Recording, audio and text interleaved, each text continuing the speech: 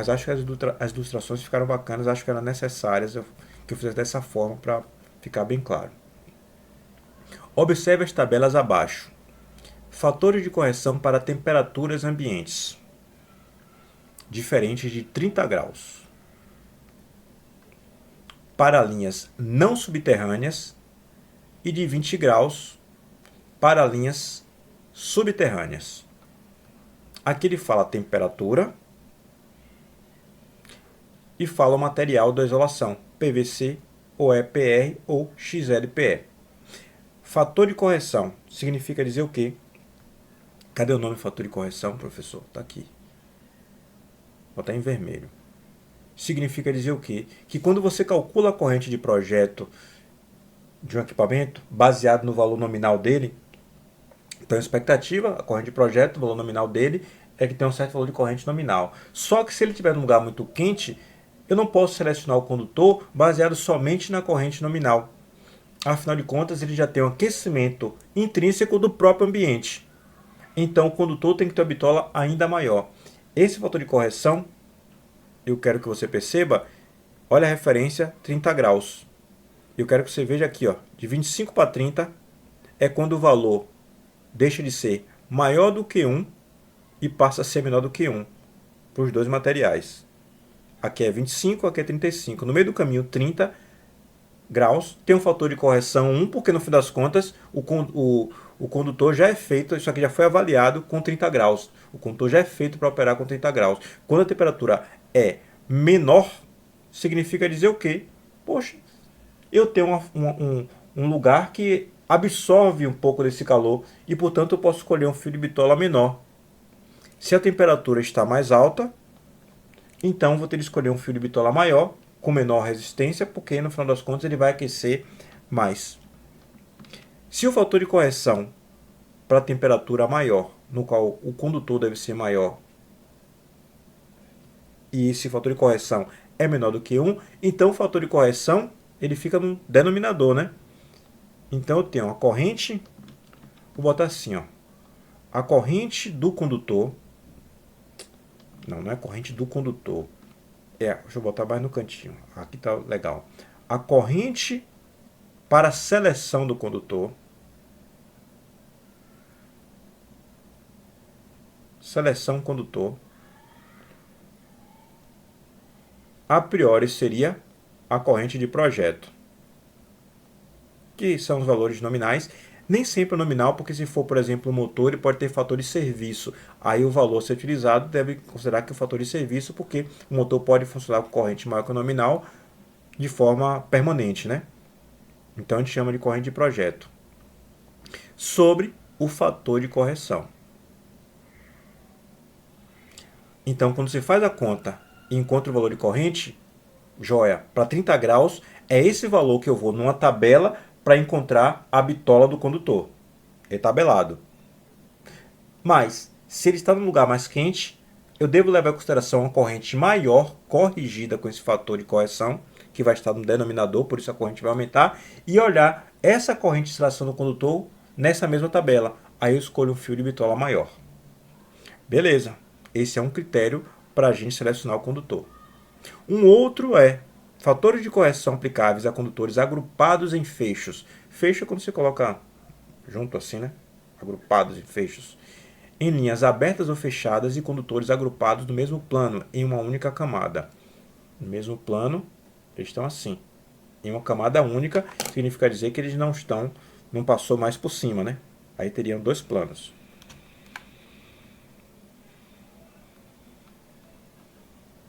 Aqui tem, olha só, forma de agrupamento.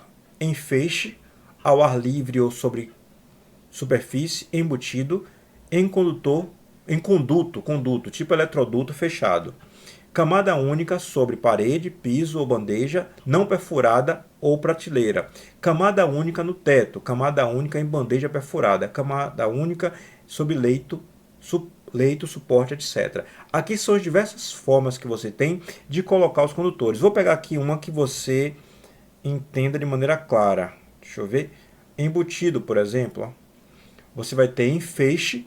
embutido. Embutido é quando você quebra a parede e embute. A gente tem eletroduto, inclusive, embutido, só que no caso não é em feixe, né? Se bem que aqui é em feixe também, né? Ele falou em feixe, N aberto e fechado. Ele está em feixe, embutido na parede.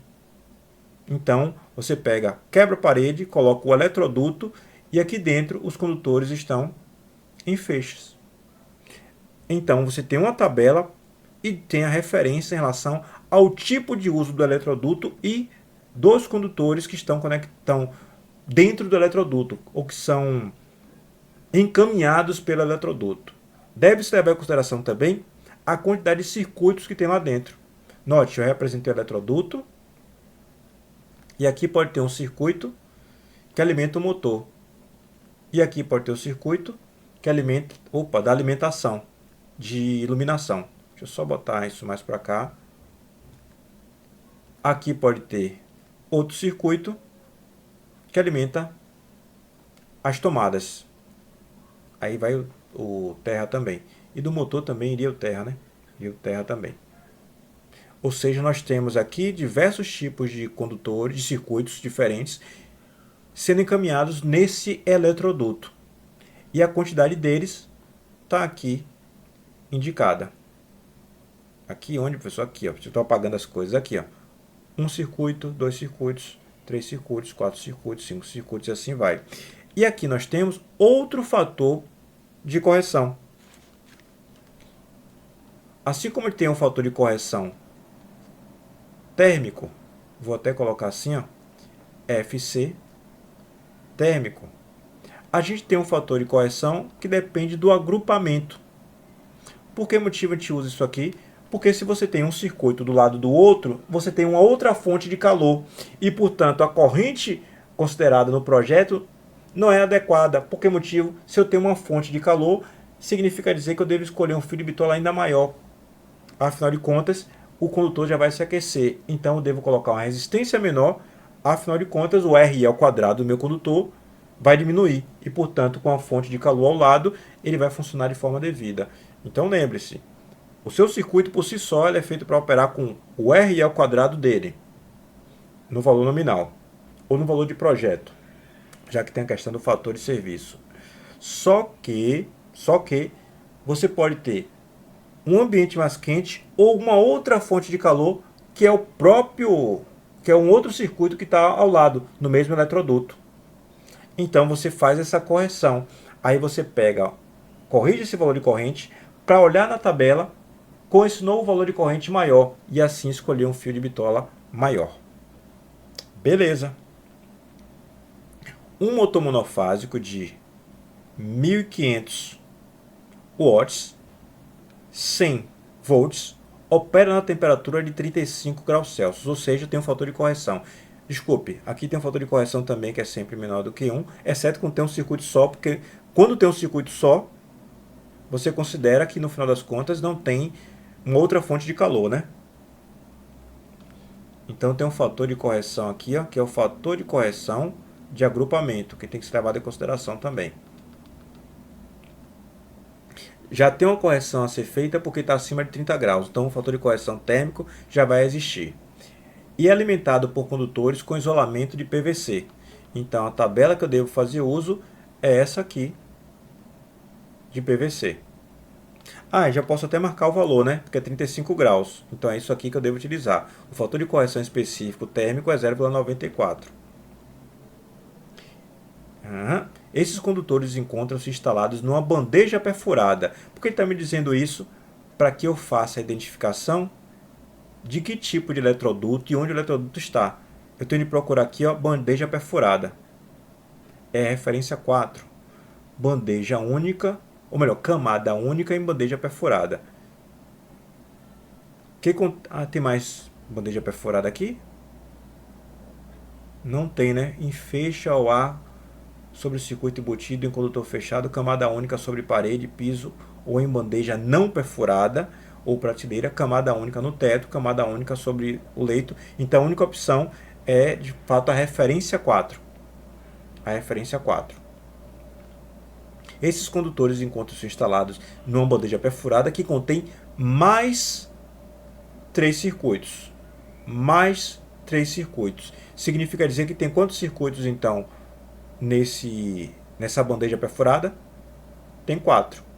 O do motor, mais outros 3, os quais atendem outras cargas da instalação, não interessa o que é.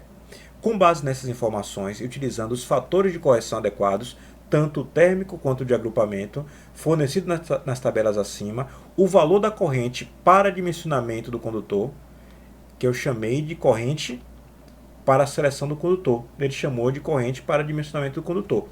Tá tudo certo, só usei um nome diferente, o nome que eu mesmo coloquei aqui. O valor da corrente para dimensionamento do condutor de alimentação do referido motor em amperes é aproximadamente... Joia. Aqui tem uma coisa que me deixa desconfortável de novo. A conta fica legal, mas o conceito... motor monofásico, ele dá potência ativa e dá tensão. Ele falou monofásico. Monofásico tem fator de potência. E motor monofásico tem fator de potência baixo. Como não tem nenhuma informação, a gente vai ter que usar o que a gente tem. Então a gente tem que partir do pressuposto que ele está dizendo que é P sobre V. Mas não deixa você confortável também não usar o fator de potência? Joia. 1500 sobre 100. Então, a corrente de projeto é 15 amperes. Essa é a corrente que o motor é feito para operar. Mas, se você escolher o condutor para 15 amperes, como ele tem outras fontes de calor, esse condutor corre risco de romper o isolamento, porque vai ficar muito quente e o isolamento talvez se rompa. Então, a gente usa os fatores de correção para encontrar uma outra corrente imaginária, que ele chamou de corrente de dimensionamento do condutor, que eu chamei de corrente de seleção do condutor, para que a gente vá na mesma tabela e encontre o valor de um condutor com a bitola maior. Vamos calcular essa corrente imaginária, essa corrente que é uma corrente corrigida para a gente acessar uma tabela. Então, tá aqui em cima, né? Vou fazer aqui. Tá aqui em cima, mas eu fico na frente. Deixa eu botar isso aqui embaixo. Vai ficar melhor ainda. Cadê? Então vai ser igual a 15 sobre o fator de correção térmico, 0,94.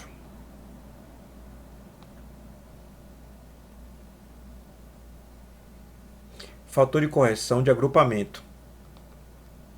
Esqueci de marcar, mas eu marco agora. Ele está dizendo que tem 4 circuitos. Então, o fator de correção de agrupamento é 0,77.